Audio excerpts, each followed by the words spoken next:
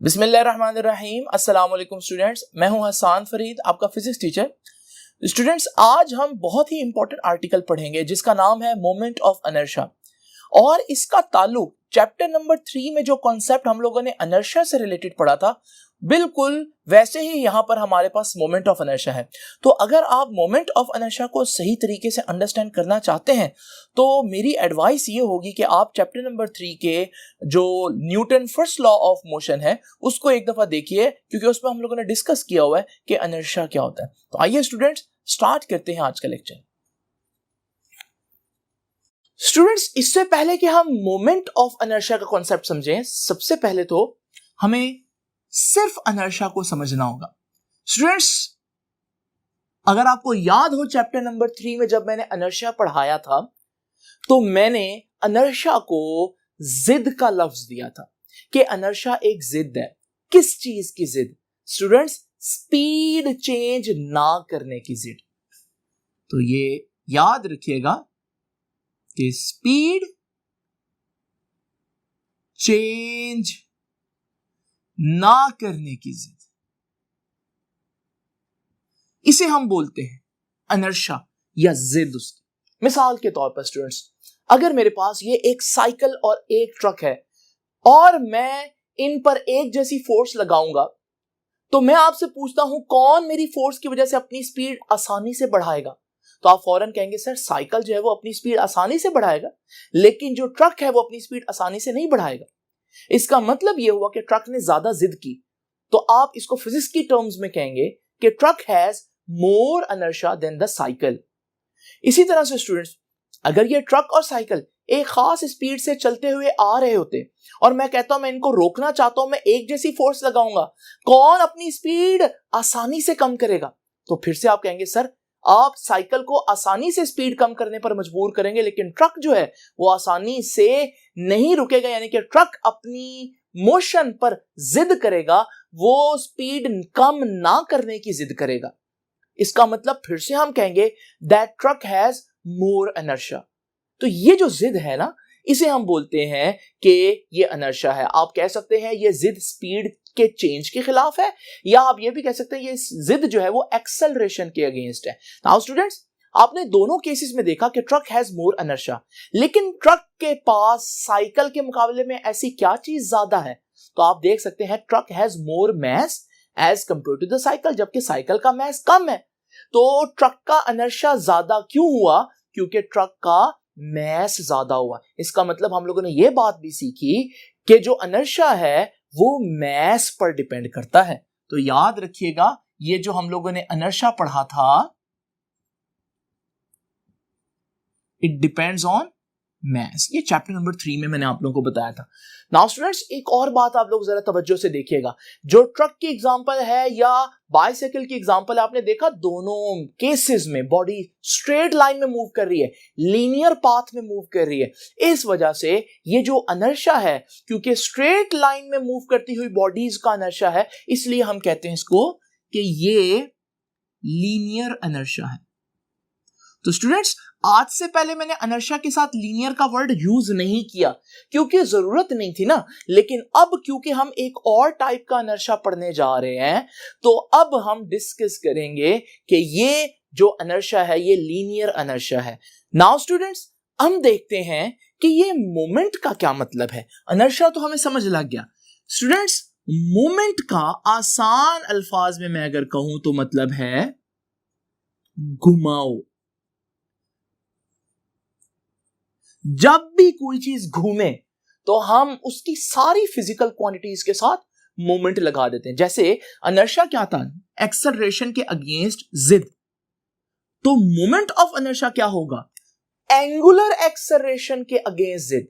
जब कोई चीज घूम रही हो, रोटेट कर रही हो, सर्कुलर पाथ में मूव कर रही हो, तो उस वक्त जो उसका इनर्शिया होगा, जो उसकी जिद होगी, स्पीड चेंज ना करने की जिद, एक्सेलरेशन के अगेंस्ट जो जिद होगी, और एक्सेलरेशन अब कौन सा होगा? क्योंकि चीज रोटेट कर रही होगी तो एंगुलर एक्सेलरेशन होगा। यह कहलाएगा मोमेंट ऑफ इनर्शिया, घूमती हुई चीजों का इनर्शिया, जैसे पंखे का इनर्शिया, जैसे व्हील का इनर्शिया। तो नाउ स्टूडेंट्स, सबसे पहले तो मोमेंट ऑफ इनर्शिया की डेफिनेशन हमें पता होनी चाहिए।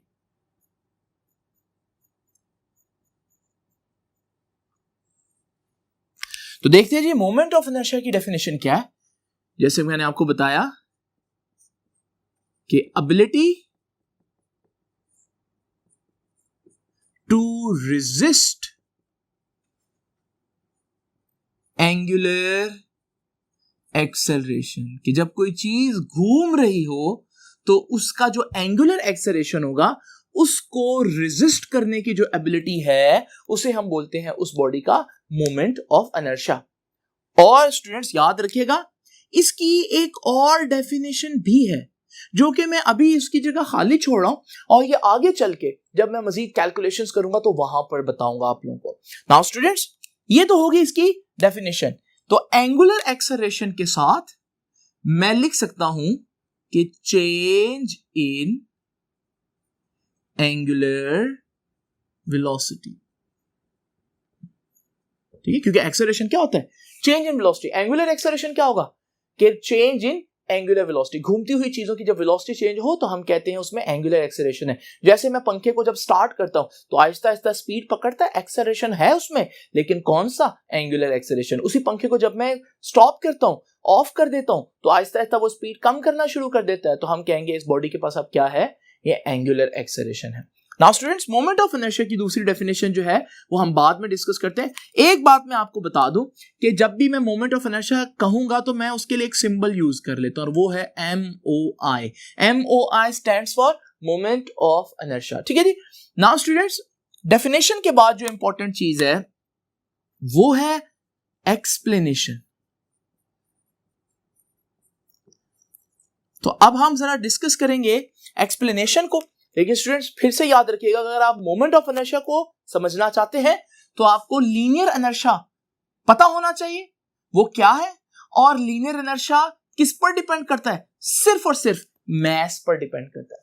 तो स्टूडेंट्स एक्सप्लेनेशन में आप लोगों ने क्या लिखना है, आइए एक छोटी सी एग्जांपल इमेजिन करते हैं। नाउ स्टूडेंट्स जरा इमेजिन करें कि मेरे पास ये एक बहुत छोटा मैस है जिसे मैं पॉइंट मैस कह देता हूं, और ये एक बहुत ही हल्के रॉड, इतना हल्का रॉड कि हम कह सकते हैं एक मैसलेस रॉड के साथ जो है वो अटैच है। और ये मैसलेस रॉड जो है ये इस पॉइंट O पर एक फ्रिक्शनलेस बेरिंग से अटैच है जिस पर ये घूमेगा। अभी ये रेस्ट पर है, लेकिन जैसे ही मैं इस पर फोर्स लगाऊंगा तो आप देखेंगे ये आहिस्ता आहिस्ता स्पीड पकड़ेगा, यानी कि बॉडी में फोर्स की वजह से एक्सेलरेशन प्रोड्यूस हुआ। नाउ स्टूडेंट्स जरा तवज्जो से देख लें फोर्स की जो डायरेक्शन है वो कहां है। फोर्स की जो डायरेक्शन है वो अलोंग टेंजेंट है। दूसरी इंपॉर्टेंट बात याद रखिएगा स्टूडेंट्स, ये जो मैं आप लोगों को व्यू दिखा रहा हूं ये एक्चुअली में कंफ्यूजिंग हो सकता है। असल में याद रखिएगा ये जो पूरा सेटअप है, ये जो बॉडी मूव करेगी ये मूव करेगी हॉरिजॉन्टल प्लेन में, यानी कि इस तरह से। नाउ स्टूडेंट्स ये डायग्राम आपको बुक के पेज नंबर 108 पर भी नजर आएगी, और ये बुक के पेज नंबर 108 पर जो पहला पैराग्राफ है उसमें ये वर्ड्स देख लीजिए कि ये फ्रिक्शनलेस है और ये मैसलेस हमारे पास रॉड है। ये सारी इंपॉर्टेंट बातें आप लोगों ने लिखनी है। नाउ स्टूडेंट्स वही डायग्राम मैंने आप लोगों के सामने फिर से बना दी। ये वही पॉइंट मैस है, इसको मैंने आपके सामने बड़ा बनाया, लेकिन आप इमेजिन करें कि ये बहुत छोटा मैस है और ये मैस पर मैं टेंजेंट की डायरेक्शन में फोर्स लगा रहा हूं जिसकी वजह से ये इधर मूव करते हुए, रोटेट करते हुए अपनी स्पीड बढ़ाएगा। और एक और इंपॉर्टेंट बात, ये जो मैस है ये सेंटर से r डिस्टेंस पर है। ये r डिस्टेंस भी बहुत इंपॉर्टेंट है, अभी हम डिस्कस करेंगे इसको। नाउ स्टूडेंट्स हमें मालूम है फोर्स लगने की वजह से एक्सेलरेशन हुआ, लेकिन ये कौन कहता है कि फोर्स की वजह से एक्सेलरेशन प्रोड्यूस होता है, ये तो कहता है न्यूटन का सेकंड लॉ। तो हम रेफरेंस देंगे कि according to Newton's second law. अब न्यूटन का सेकंड लॉ कहता है कि F is equal to m, कि फोर्स एक्सेलरेशन प्रोड्यूस करती है, और ये जो m है इसको मैस कह लें तो भी ठीक है, लेकिन याद है मैस तो क्या होता है, लीनियर इनर्शिया। तो आप चाहें तो इसको इमेजिन करें एज ए अनर्शा। लेकिन कौन सा अनर्शा? जब चीजें स्ट्रेट मूव कर रही हो, लेकिन अभी तो हमारे पास चीज स्ट्रेट नहीं मूव कर रही, बल्कि वो एक सर्कुलर पाथ में मूव कर रही है। इसलिए इस इक्वेशन को थोड़ा सा चेंज करना जरूरी है। स्टूडेंट्स, आपको मालूम है फोर्स किस डायरेक्शन में लग रही है? टेंजेंट। तो जो एक्सेलरेशन होगा वो भी अलोंग टेंजेंट होगा। तो ये कहलाता है टेंजेंशियल एक्सेलरेशन, यानी कि टेंजेंट के अलोंग एक्सेलरेशन। और याद रखिएगा, मैं इसको बोलूंगा इक्वेशन नंबर 1। अब अगली बात बहुत इंपॉर्टेंट है। हमें मालूम है लीनियर एक्सेलरेशन और एंगुलर एक्सेलरेशन के दरमियान एक रिलेशन है, और वो रिलेशन क्या है? वो रिलेशन है कि a tangential acceleration is equal to R into alpha. Alpha कौन सा एक्सेलरेशन है? घूमती हुई चीजों का एक्सेलरेशन, यानी एंगुलर एक्सेलरेशन। और ए टी कौन सा एक्सेलरेशन है? टेंजेंशियल एक्सेलरेशन, टेंजेंट में। नाउ स्टूडेंट्स, ये दोनों जो एक्सेलरेशन है, आप लोगों को रिलेशन पता चल गया। मैं इसकी वैल्यू यहां पुट कर देता हूं। जब मैं इसकी वैल्यू यहां पुट करूंगा, जरा देखते हैं F किसके बराबर आ जाएगा? M तो एज इट इज रहेगा, बाकी रह गया AT, और AT किसके बराबर है? R into alpha. तो ये है equation number 2, F is equal to MR alpha. Now students, मैं क्या करूंगा? मैं पूरी इक्वेशन को R से मल्टीप्लाई करूंगा। Multiply R on both sides. मैं दोनों तरफ R से मल्टीप्लाई करूंगा। क्यों कर रहा हूं अभी आपको पता चल जाएगा। जब मैं इधर R से मल्टीप्लाई करूंगा तो ये सिर्फ F लिखा है, तो ये बन जाएगा RF। और जब मैं इधर R से मल्टीप्लाई करूंगा M एज इट इज, वो जो R मल्टीप्लाई कर रहा हूं वो इस R से मल्टीप्लाई होकर R स्क्वायर, और साथ क्या रह जाएगा? एल्फा। तो RF is equal to MR square alpha. इसको मैं एक दफा फिर से लिख देता हूं। तो RF is equal to MR square alpha.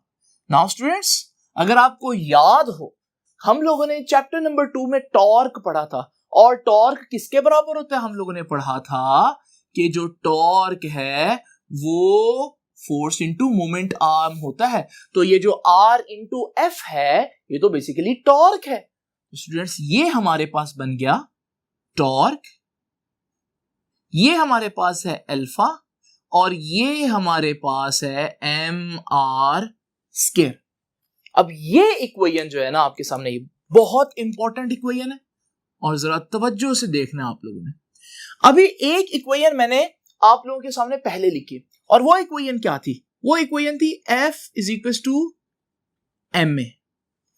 इस इक्वेशन में आप देख रहे हैं जो एक्सेलरेशन है वो लीनियर एक्सेलरेशन, जो मैस है यानी अनर्शा है वो लीनियर अनर्शा है, और जो फोर्स है वो भी लीनियर फोर्स है जो लीनियर एक्सेलरेशन प्रोड्यूस करती है। लेकिन ऊपर वाली इक्वेशन देखें, ये एक्सेलरेशन एंगुलर एक्सेलरेशन है। थोड़ी देर के लिए आप यूं सोचें जैसे इस A की जगह अल्फा आ गया, यानी लीनियर एक्सेलरेशन की जगह एंगुलर एक्सेलरेशन आ गया, और लीनियर एक्सेलरेशन पैदा करने वाली फोर्स की जगह एंगुलर एक्सेलरेशन पैदा करने वाला टॉर्क आ गया। ये दोनों इक्वेशंस बजाहिर एक जैसी नहीं लगती, लेकिन इनमें बहुत हद तक आप सिमिलैरिटी देखेंगे। तो ये देखिए जी, लीनियर एक्सेलरेशन की जगह एंगुलर एक्सेलरेशन, लीनियर फोर्स की जगह घूमती हुई चीजों में जो फोर्स करता है यानी कि टॉर्क प्रोड्यूस कर देता है। बाकी बीच में रह गया अनर्शा, वो रेजिस्ट करने वाली चीज एक्सेलरेशन को, और उसकी जगह कौन आ गया? MR square. तो फिर ये क्या हुआ? ये घूमती हुई चीज का अनर्शा हुआ, तो ये बन गया मोमेंट ऑफ अनर्शा। स्टूडेंट्स, एक बार फिर इसको देख लें, ये सबसे इंपॉर्टेंट बात है। दोबारा देखिए जी कि ये इक्वेशन किसके लिए थी? ये इक्वेशन थी लीनियर मोशन में हम लोगों ने पढ़ी, और ये इक्वेशन अब हम कहां पढ़ रहे हैं? एंगुलर मोशन में, सर्कुलर मोशन में। और जरा देख लीजिए, सारे लीनियर वेरिएबल्स एंगुलर वेरिएबल्स या एंगुलर क्वांटिटीज में चेंज हो गए। लीनियर एक्सेलरेशन की जगह एंगुलर एक्सेलरेशन आ गया, फोर्स की जगह टॉर्क आ गया है, और फिर ये जो इनर्शिया है इसकी जगह जो चीज बची है वो मोमेंट ऑफ इनर्शिया होगा, और मोमेंट ऑफ इनर्शिया किसके बराबर आया है? एम आर स्क्वायर के। तो अगर मैं इस इक्वेशन को यूं लिख दूं कि tau is equal to M R square, moment of inertia है, मोमेंट ऑफ इनर्शिया को मैं आई कह देता हूं, और ए जो है वो अल्फा है, तो ये इक्वेशन हमारे पास आई के torque is equal to I alpha. Now students जरा देखते हैं कि ये इक्वेशन क्यों इंपॉर्टेंट है, इस इक्वेशन की सिग्निफिकेंस देखते हैं।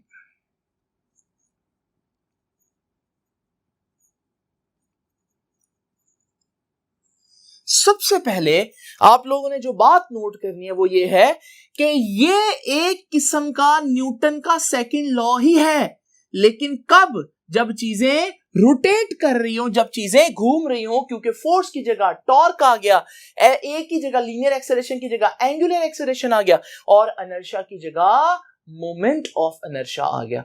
तो याद रखिएगा ये आप लोगों ने लिखना है कि जो tau is equal to I alpha है, इट इज दी, क्या है ये? Rotational analog. किसका रोटेशनल एनालॉग है? किसका रोटेशनल एनालॉग है जी? Rotational analog of F is equal to M A, यानी कि F is equal to M A जो लीनियर इक्वेशन थी, जब वो रोटेशन में आती है तो वो tau is equal to I alpha बन जाती है। आपने देखा कि फोर्स की जगह कौन आ गया? F की जगह, F की जगह टॉर्क आ गया, तो F is replaced by torque, और A की जगह कौन आ गया? लीनियर एक्सेलरेशन की जगह एंगुलर एक्सेलरेशन आ गया, तो A is replaced by alpha। तो फिर F की जगह टॉ आ गया, A की जगह अल्फा आ गया, तो M की जगह एम आर स्क्वायर आ गया, तो M की जगह मैं लिख सकता हूं इनर्शिया, क्योंकि आप इसको मास की बजाय इनर्शिया बोलें, तो M यानी कि इनर्शिया इज रिप्लेस्ड, उसकी जगह कौन आ गया? उसकी जगह एम आर स्क्वायर आ गया, जो कि मोमेंट ऑफ इनर्शिया है। ये भी इनर्शिया है, लेकिन घूमती हुई चीजों का इनर्शिया। नाउ स्टूडेंट्स ये बात जो मैंने अभी आप लोगों के सामने रोटेशनल एनालॉग की है, ये भी आपको पेज नंबर 108 पर मिलेगी, और ये जो हमारे पास किस वेरिएबल को किससे रिप्लेस करना है, ये सारी बातें आपको पेज नंबर 108 पर लाजमी मिलेंगी। आइए स्टूडेंट्स अब जरा डिस्कस करते हैं कि ये जो हमारे पास मोमेंट ऑफ इनर्शिया आया है, घूमती हुई चीजों का इनर्शिया, इसके बारे में हम मजीद क्या जान सकते हैं। तो हम देखते हैं कि किन फैक्टर्स पर मोमेंट ऑफ इनर्शिया डिपेंड कर रहा है। स्टूडेंट्स अभी मैं आप लोगों से डिस्कस करूंगा कि वो कौन से फैक्टर्स हैं जिसपे मोमेंट ऑफ इनर्शिया डिपेंड करता है, लेकिन उसके लिए मैं एक दफा फिर से वो इक्वेशन आप लोगों के सामने लिख दूं जो हम लोगों ने अभी डिराइव की, और वो इक्वेशन क्या है कि I moment of inertia is equal to M R square. और स्टूडेंट्स जरा देखिएगा यहां से हम इसकी वो दूसरी डेफिनेशन जिसको मैंने अभी तक नहीं लिखा वो भी लिख सकते हैं, और वो क्या है कि मोमेंट ऑफ इनर्शिया इन दो चीजों का प्रोडक्ट है। तो हम कह सकते हैं कि what is moment of inertia, कि moment of inertia is defined, इसकी डेफिनेशन ऐसे की जा सकती है that as the product of, product मतलब मल्टीप्लीकेशन ऑफ, किन दो चीजों का मल्टीप्लीकेशन? प्रोडक्ट ऑफ मैस, तो मैस एंड, और दूसरा क्या है? आर का स्क्वायर। आर क्या था? वो जो मैस है उसका सेंटर से डिस्टेंस, तो हम लिखेंगे पूरा कि एंड स्क्वायर ऑफ डिस्टेंस, कौन सा distance? From centre. Now students जरा देखते हैं वो कौन से फैक्टर्स हैं जिन पे मोमेंट ऑफ इनर्शिया डिपेंड कर रहा है। ये देखिए हमारे पास मोमेंट ऑफ इनर्शिया में दो ही बातें आ रही हैं, एक तो मैस, तो हम कहेंगे कि moment of inertia depends on mass of the body, कि मोमेंट ऑफ इनर्शिया डिपेंड करता है कि mass कितना है, और इसको हम यूं भी लिख सकते हैं कि moment of inertia depends on mass. Now students, हमें मालूम है मोमेंट ऑफ इनर्शिया क्या है। इनर्शिया होता है जिद, जैसे कि पहले भी मैंने बताया, लेकिन वो सिर्फ इनर्शिया था, लीनियर इनर्शिया। अब चीजें घूम रही हैं तो मोमेंट ऑफ इनर्शिया क्या होगा, घूमते हुए स्पीड ना बढ़ाने की या ना कम करने की जिद। तो मिसाल के तौर पर हमारे पास जस्ट इमेजिन करें कि दो फैंस हैं। एक फैन जो है वो थोड़ा सा हैवी है, किसी हैवी मेटल से बना हुआ है, जबकि जो दूसरा फैन है वो किसी प्लास्टिक की चीज से बना हुआ है, काफी हल्का है। अगर मैं दोनों को एक जैसी फोर्स लगाऊं तो मैं देखूंगा कि जो हल्का फैन है वो तेजी से एक्सेलरेट होना शुरू कर देगा, जबकि जो भारी फैन है वो ज्यादा एक्सेलरेट नहीं होगा। तो क्या वजह है, उसने क्यों आसानी से घूमना जो है वो पसंद किया? उसकी वजह यह है कि उसका जो मास है वो कम है। जब मास कम होगा प्लास्टिक वाले फैन का तो उसका इनर्शिया या मोमेंट ऑफ इनर्शिया कम होगा। मोमेंट ऑफ इनर्शिया कम मतलब उसकी जिद कम होगी। जब जिद कम होगी स्पीड कांस्टेंट रखने की, तो वो आसानी से अपनी स्पीड चेंज कर लेगा। लेकिन अब याद रखिएगा, इनर्शिया जो लीनियर इनर्शिया था वो भी मास पर डिपेंड करता था, और मोमेंट ऑफ इनर्शिया जो है वो भी मास पर डिपेंड करता है। लेकिन लीनियर इनर्शिया सिर्फ मास पर डिपेंड करता था, लेकिन मोमेंट ऑफ इनर्शिया में एक और चीज आ रही है और वो आर स्क्वायर है। आर क्या है? आर है कि वो जो मास है वो सेंटर से कितना दूर है। तो मैं कह सकता हूं कि मोमेंट ऑफ इनर्शिया और किस पर डिपेंड किया? Moment of inertia depends on distribution of mass from center। ये बहुत इंपॉर्टेंट पॉइंट है कि मोमेंट ऑफ इनर्शिया इस बात पर डिपेंड करता है कि वो जो मास है वो कितने दूर डिस्ट्रीब्यूट हुआ है सेंटर से। मिसाल के तौर पर हमारे पास ये एक 1 kg की डिस्क है और ये हमारे पास उतने ही मास का यानी 1 kg का एक रॉड है। अब जरा इमेजिन करें, अगर लीनियर इनर्शिया होता तो मैं पूछता भाई इनमें किसका इनर्शिया ज्यादा है? आप कहते सर दोनों का मास सेम है तो दोनों का इनर्शिया भी सेम होगा। लेकिन जरा इमेजिन करें, अगर यहां पर रोटेशन की बात करें तो रोटेशन में अगर आप देखें कि सेंटर से ये जो बड़ी डिस्क है इसका डिस्टेंस कुछ और बन रहा है, जबकि जो हमारे पास छोटी डिस्क है उसका डिस्टेंस कुछ और बन रहा है, जिसकी वजह से इनके मोमेंट ऑफ इनर्शिया जो है वो डिफरेंट होंगे। और ये बात आपको पेज नंबर 108 पर लिखी नजर भी आएगी। तो स्टूडेंट्स, ये बहुत इंपॉर्टेंट फैक्टर है कि moment of inertia distribution of mass पर डिपेंड करता है। अच्छा याद रखिएगा, जितना मास सर्कल के सेंटर पर होगा, कि mass is concentrated at center, तो आप देखेंगे उतना हमारे पास R की वैल्यू कम होगी। और जब R कम होगा तो आप फार्मूले से देख सकते हैं कि R कम तो मोमेंट ऑफ इनर्शिया भी कम, यानी जिद कम होगी। तो small r means small moment of inertia. तो स्टूडेंट्स याद रखिएगा, अगर आप चाहते हैं चीजें आसानी से रोटेट करें, जिद ना करें, तो आप चाहेंगे उनका मोमेंट ऑफ इनर्शिया कम हो। और मोमेंट ऑफ इनर्शिया कम करने के लिए आप सारा मास जो है वो सेंटर के करीब करीब रखेंगे, सेंटर को हैवी बनाएंगे। तो चीज का जब सेंटर हैवी होगा, सारा मास सेंटर के करीब होगा, तो डिस्टेंस कम होगा और हमारे पास मोमेंट ऑफ इनर्शिया कम होगा, जिद कम होगी, चीज आसानी से मूव करेगी। मिसाल के तौर पर जब आप पंखा जो है वो डिजाइन करते हैं तो क्या करेंगे? पंखा आप चाहते हैं कि इजीली रोटेट करे, जल्दी स्पीड पकड़े कि ना पकड़े? डेफिनेटली पंखे के केस में आप चाहते हैं कि वो घूमे। तो फिर आप क्या करेंगे कि पंखा जो है उसका मास जो है वो सेंटर में रखेंगे, मैक्सिमम मास सेंटर में रखेंगे। यही वजह है कि पंखे का सबसे हैवी पार्ट कहां होता है स्टूडेंट्स? उसका बिल्कुल सेंटर सबसे हैवी पार्ट होता है। तो ये जो सेंटर को आप लोगों ने हैवी बनाकर क्या किया, उसका मोमेंट ऑफ इनर्शिया कम कर दिया। नाउ स्टूडेंट्स, एक और बात, जरा इमेजिन करें, आपके पास एक टायर डिजाइन करने को कहा जाता है। जब आपको टायर डिजाइन करना है तो आप क्या करेंगे? टायर चाहते हैं कि घूमे या आप चाहते हैं कि टायर आसानी से ना घूमे? डेफिनेटली आप ये चाहेंगे कि टायर जो है वो आसानी से स्पीड पकड़े, आसानी से स्पीड चेंज करे, तो आप उसका मोमेंट ऑफ इनर्शिया कम रखेंगे। इस वजह से मोमेंट ऑफ इनर्शिया कम रखने के लिए आप उसका ज्यादा मास सेंटर पे रखेंगे। तो स्टूडेंट, जब आप उसका ज्यादा मास सेंटर पर रखते हैं, इस वजह से आप जो है वो उसका रिम जो है वो हैवी बनाते हैं, ताकि रिम जितना हैवी होगा उतना मास जो है वो सेंटर पे होगा और हमारे पास मोमेंट ऑफ इनर्शिया कम होगा, टायर आसानी से घूमेगा। तो ये तो वो कुछ एग्जांपल्स होगी जहां आप चाहते हैं कि टायर या फैन या जो भी ऑब्जेक्ट है वो आसानी से घूमे, आप उसका सेंटर हैवी बनाते हैं। लेकिन स्टूडेंट्स, अगर आप मास को सेंटर से दूर रखेंगे तो हम कहेंगे कि मास कहां है? Mass is concentrated.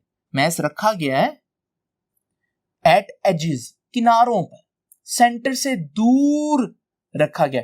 उससे क्या होगा? जितना वो सेंटर से दूर होगा उसका डिस्टेंस जो है मेजॉरिटी मास का सेंटर से वो ज्यादा होगा, जिसकी वजह से जो उसका मोमेंट ऑफ इनर्शिया है वो ज्यादा होगा। जब मोमेंट ऑफ इनर्शिया ज्यादा होगा तो उसकी जिद ज्यादा होगी, वो आसानी से अपनी स्पीड नहीं चेंज करेगा, आसानी से रोटेट नहीं होगा। तो इसका भी क्या कोई फायदा है स्टूडेंट्स? बिल्कुल। समटाइम्स हम चाहते हैं कि हमारे जो ऑब्जेक्ट्स हैं वो रोटेट ना हो। मिसाल के तौर पर अगर आप देखें, एक शख्स जो है सर्कस में रोप वॉकर है और वो इस रोप के ऊपर चल रहा है। अब आप चाहते हैं कि ये रोटेट हो या ना हो, क्योंकि अगर ये रोटेट हुआ तो ये तो फौरन गिर जाएगा। तो फिर आप क्या करेंगे? इसको रोटेट होने से बचाने के लिए आप इसका मोमेंट ऑफ इनर्शिया ज्यादा करेंगे और आप इसके हाथ में इस तरह का एक बहुत बड़ा जो है रॉड पकड़ा देंगे। रॉड पकड़ने से ये स्टेबल क्यों हो जाता है? क्योंकि रॉड जो है वो इतनी ज्यादा लेंथ का है कि बहुत सा मास आपने अब उस शख्स के सेंटर से दूर कर दिया, जिसकी वजह से इसकी रोटेशन मुश्किल हो जाएगी, क्योंकि इसका मोमेंट ऑफ इनर्शिया बढ़ गया। इस केस में आपने मोमेंट ऑफ इनर्शिया ज्यादा किया है। तो मोमेंट ऑफ इनर्शिया कम होना चाहिए या ज्यादा होना चाहिए, ये कोई रूल नहीं है, ये डिपेंड करता है आपकी रिक्वायरमेंट पर। अगर आपको कम चाहिए मोमेंट ऑफ इनर्शिया तो फिर आप मास का ज्यादा हिस्सा सेंटर में रखेंगे, सेंटर को हैवी बनाएंगे। और अगर आपको मोमेंट ऑफ इनर्शिया ज्यादा चाहिए, आपको रोटेशन रोकनी है, तो आप जो है वो बाउंड्रीज को हैवी बनाएंगे। स्टूडेंट्स, एक और बड़ी इंपॉर्टेंट बात और वो ये है कि हमारे पास इस फार्मूले से मोमेंट ऑफ इनर्शिया का यूनिट नोट कर लें, और वो यूनिट क्या है? वो है, मास का यूनिट क्या होता है? किलोग्राम, और आर डिस्टेंस है, डिस्टेंस का स्क्वायर यानी मीटर का square. This is the unit of moment of inertia. और एक और इंपॉर्टेंट बात, बहुत इंपॉर्टेंट, कि हमारे पास मास स्केलर है, डिस्टेंस का स्क्वायर स्केलर है, दो स्केलर क्वांटिटीज मल्टीप्लाई होंगी तो हमारे पास ये जो मोमेंट ऑफ इनर्शिया है, it is moment of inertia is a scalar quantity. याद रखिएगा, आपकी बुक के अकॉर्डिंगली मोमेंट ऑफ इनर्शिया जो है वो एक स्केलर क्वांटिटी है। नाउ स्टूडेंट्स, अब बात रह गई है कि मोमेंट ऑफ इनर्शिया को किस तरह से कैलकुलेट किया जाए। नाउ स्टूडेंट्स, इसके लिए हमारे पास दो तरीके हैं। पहले हम जरा डिस्कस करेंगे कुछ रेगुलर ऑब्जेक्ट्स के मोमेंट ऑफ इनर्शिया को। स्टूडेंट्स, अभी हम लोग मोमेंट ऑफ इनर्शिया डिस्कस करेंगे, लेकिन कुछ स्पेसिफिक ज्योमेट्रिक शेप्स की। मिसाल के तौर पर ये एक रॉड एक स्पेसिफिक ज्योमेट्रिक शेप है, डिस्क एक स्फेरिकल ऑब्जेक्ट जो है एक ज्योमेट्रिक शेप है। तो जिनमें एक रेगुलर पैटर्न आपको नजर आए, उस ज्योमेट्रिकल शेप को भी हम आप लोगों के सामने डिस्कस करेंगे। नाउ स्टूडेंट्स, सबसे पहले याद रखिएगा, अगर मैं रॉड की बात करूं और रॉड को उसके इस एक्सिस पर रोटेट करूं कुछ इस तरह से, तो फिर इसका मोमेंट ऑफ इनर्शिया कितना होगा? याद रखिएगा, मैं एक्सिस चेंज नहीं करूंगा, क्योंकि अगर आपने यहां पर एक्सिस रख के इस पॉइंट पर रोटेट किया तो फिर मोमेंट ऑफ इनर्शिया चेंज हो जाएगा। तो याद रखिएगा, इस वजह से आपकी बुक जो है वो मेंशन कर रही है पेज नंबर 109 के ऊपर, जब वो इन एग्जांपल्स को दे रही है तो हमारे पास एग्जांपल्स के ऊपर उसने लिखा है कि यहां पर जो जितने भी मोमेंट ऑफ इनर्शिया वो लिख रही है वो इन एक्सिस के अलोंग है जो उसने बताया। तो अगर मैं इस एक्सिस पर इसको रोटेट करूं तो याद रखिएगा, इस रॉड का मोमेंट ऑफ इनर्शिया होगा 1/12 ml square, where L is the length of the rod. फिर इसी तरह से स्टूडेंट्स, ये हमारे पास डिस्क या सिलेंडर है। अब इस सिलेंडर को आप देखेंगे, आपके जहन में शायद सिलेंडर की कुछ और शेप हो कि सिलेंडर तो इस तरह का होता है। जरा स्टूडेंट इमेजिन करें, अगर मैं इस सिलेंडर की जो हाइट है वो कम कर दूं तो आप देखेंगे कि ये सिलेंडर जो है वो एक टाइम पर आकर इस तरह से बन जाएगा। तो अब मैं इसको डिस्क बोल रहा हूं, तो डिस्क भी एक किस्म का सिलेंडर ही है। तो ये जो डिस्क या सिलेंडर है, इसका मोमेंट ऑफ इनर्शिया याद रखिएगा, इसका मोमेंट ऑफ इनर्शिया होता है हाफ mr²। बिल्कुल इसी तरह से स्टूडेंट जब हम बात करते हैं रिंग का मोमेंट ऑफ इनर्शिया, सॉरी ये सिंबल आई है मोमेंट ऑफ इनर्शिया का, तो moment of inertia of ring जो है वो है mr²। एक बात याद रखिएगा, डिस्क और रिंग में जो फर्क है ना, वो आप लोग इस तरह से समझें कि ये जो डिस्क है ना, ये पूरी सॉलिड होती है, इसमें कहीं कैविटी या खाली जगह नहीं होती। लेकिन अगर मैं इस डिस्क का इंटरनल पार्ट जो है वो निकाल दूं तो फिर ये हमारे पास एक रिंग रह जाएगा।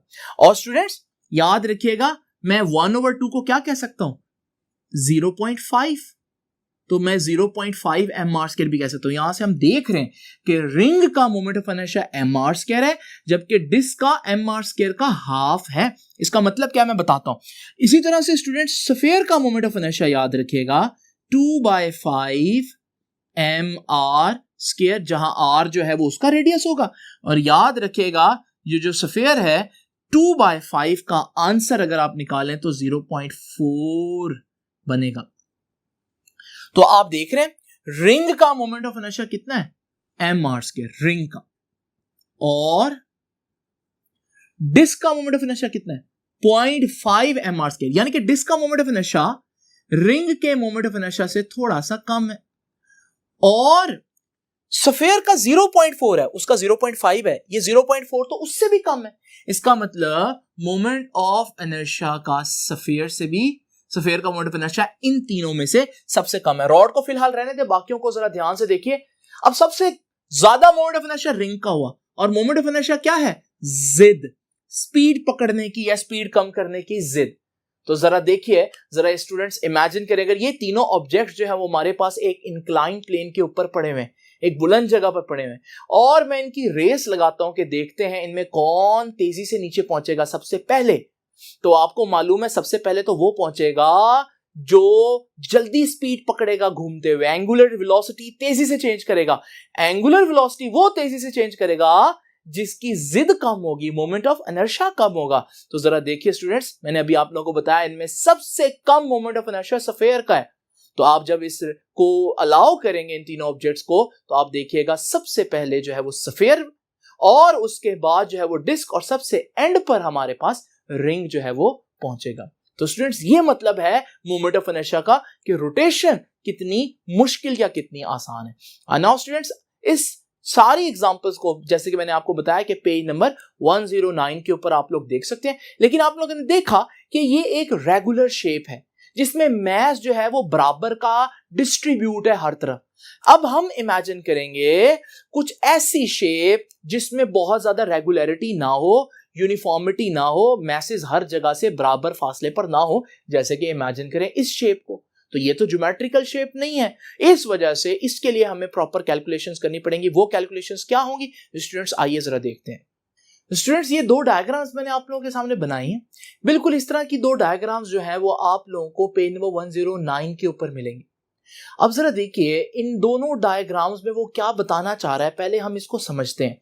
जस्ट इमेजिन करें कि मेरे पास ये एक शेप है, और ये शेप आप देख सकते हैं ना ही परफेक्ट स्क्वायर है ना ही परफेक्ट स्फीयर है, ये कोई परफेक्ट ज्योमेट्रिकल शेप नहीं है, बल्कि एक कोई भी रैंडम रिजिड बॉडी है।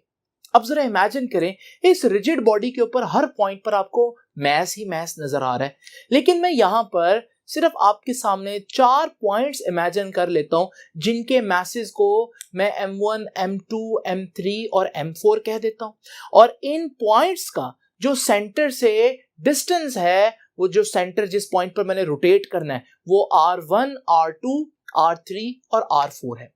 नाउ स्टूडेंट जस्ट इमेजिन करें मैं इस पूरी बॉडी पर एक टॉर्क लगाता हूं, और इस टॉर्क की वजह से पूरी बॉडी रोटेट करेगी। जब पूरी बॉडी कुछ एंगल रोटेट करेगी थीटा, तो आपको मालूम है हर पॉइंट उतना ही एंगल रोटेट कर जाएगा, क्योंकि रिजिड बॉडी है। रिजिड बॉडी की यही प्रॉपर्टी होती है। तो स्टूडेंट्स बिल्कुल इसी तरह की कुछ चीज जो है वो मैंने आप लोगों को इस डायग्राम में दिखाई है कि ये हमारे पास फिगर ए है और वो ही मैसेज है डिफरेंट पॉइंट्स पर डिस्ट्रीब्यूट हुए हैं। सिर्फ 4 मैसेज नहीं, बहुत से मैसेज होंगे, मैं सिर्फ 4 मैसेज आपके सामने बनाए और फिर मैं इस बॉडी को इस तरह रोटेट कर रहा हूं एंगल थीटा पर, और हर मैस जो है, हर पॉइंट जो है वो उतने ही एंगल जो है वो रोटेट कर जाएगा। नाउ स्टूडेंट्स जरा तवज्जो से देखिएगा, हमें मालूम है हर पॉइंट का अलग अलग टॉर्क हम कैलकुलेट कर सकते हैं। तो जस्ट सपोज करें, टॉर्क का फॉर्मूला तो मैंने आपको बताया था, और वो क्या था? वो था mr square alpha. Now students जरा जल्दी से देखिए, हम पहले पॉइंट की बात करते हैं। पहले पॉइंट पर जो टॉर्क होगा वो τ1 होगा। पहले पॉइंट का ही मास लेना पड़ेगा, वो तो m1 है। पहले पॉइंट का ही सेंटर से डिस्टेंस लेना पड़ेगा, वो तो r1 है। और पहले ही पॉइंट का एंगुलर एक्सप्रेशन लेना पड़ेगा, वो α1 हो गया। तो ये हमारे पास टॉर्क आ गया किसका? पहले पॉइंट का। बिल्कुल इसी तरह से जो सेकंड पॉइंट होगा स्टूडेंट्स, उसका टॉर्क का फॉर्मूला भी यही होगा mr स्क्वायर अल्फा। लेकिन दूसरा पॉइंट है तो दूसरे पॉइंट का मास m2 है, दूसरे पॉइंट का सेंटर से डिस्टेंस जो है वो r2 है, और दूसरे पॉइंट का जो एंगुलर एक्सेलरेशन होगा वो α2 होगा। बिल्कुल इसी तरह से जब हम थर्ड पॉइंट की बात करेंगे तो m3 r3 स्क्वायर α3, और फिर करते करते अगर हम nth पॉइंट यानी कि लास्ट जितना भी पॉइंट्स बनेंगे तो उसका जो टॉर्क आ जाएगा वो mn rn स्क्वायर α n आ जाएगा। ये हो गया हर पॉइंट का अलग-अलग इंडिविजुअल टॉर्क। मुझे मालूम करना है पूरी बॉडी पर कितना टॉर्क लगा। तो पूरी बॉडी पर कितना टॉर्क होगा स्टूडेंट्स? तो टोटल टॉर्क फाइंड आउट करने के लिए मुझे सारे इंडिविजुअल टॉर्क्स को ऐड करना पड़ेगा अप टू n, जितने भी पॉइंट्स हैं। अब पहली जो हमारे पास पहला पॉइंट है उसका टॉर्क कितना है? उसका टॉर्क है m1 r1 स्क्वायर α1। दूसरे पॉइंट का है जी m2 r2 square α2। Third point का है m3 r3 स्क्वायर α3। और इसी तरह से करते करते जो लास्ट पॉइंट होगा वो होगा mn rn square α n। Now students ये अल्फा क्या है? अल्फा एंगुलर एक्सेलरेशन है स्टूडेंट्स। एक खास बात होती है रिजिड बॉडीज में, और वो ये कि जो पॉइंट्स होते हैं, जितने मर्जी पॉइंट्स ले लें, उनके दरमियान डिस्टेंस चेंज नहीं होता। तो अगर ये पॉइंट 2 एक खास टाइम में यहां से यहां जितने एंगल्स मूव करेगा, पॉइंट 3 को भी उतना ही मूव करना पड़ेगा, पॉइंट 1 को भी उतने ही एंगल्स मूव करना पड़ेगा, यानी कि सबका एंगुलर डिस्प्लेसमेंट सेम होगा, जिसकी वजह से एंगुलर वेलोसिटी और एंगुलर एक्सेलरेशन भी सेम होगी। तो याद रखिएगा कि angular acceleration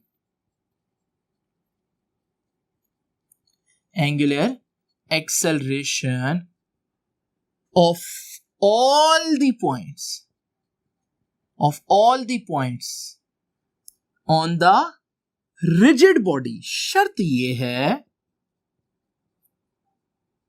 will be same। ये शर्त है।